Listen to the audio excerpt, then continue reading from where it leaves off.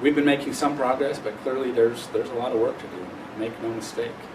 But I'm glad that with tax reform, you know, even President Obama, he suggested that we needed a lower corporate tax rate because we had the highest in the world, and we were seeing companies leave our country to base themselves in other countries with lower corporate tax rates.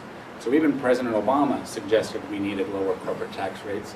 Well, I don't think it was right to. It would have been right to. It would not have been right to just say, okay, large corporations can have a tax break, but no one else. And realizing that there were complexities in our tax code that we could do without in some cases. So that's why doubling the standard deduction for folk, literally for everyone, but the folks on the lower end of the income spectrum would benefit more from that.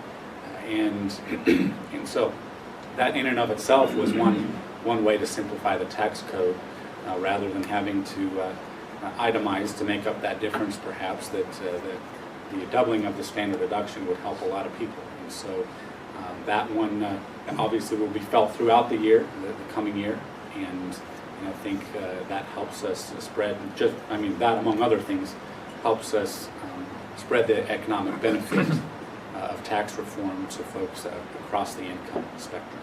So again, we've got a lot of work to do on other things too. Trade is something that is front and center.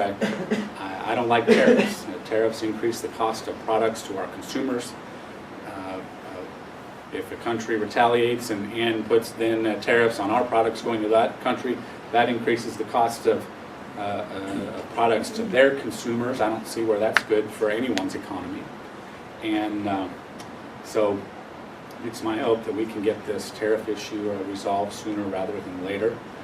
I will say that right now we are having a more substantive, thoughtful discussion on trade across our country than we have probably since the 1990s when NAFTA first passed. So I hope we can use this. Some folks in Washington dislike the president more than they like their own policies, and therefore that's a bit of a distraction for some. The fact of the matter is, though, agriculture in America has done well with more trade, even amidst some agriculture challenges right now.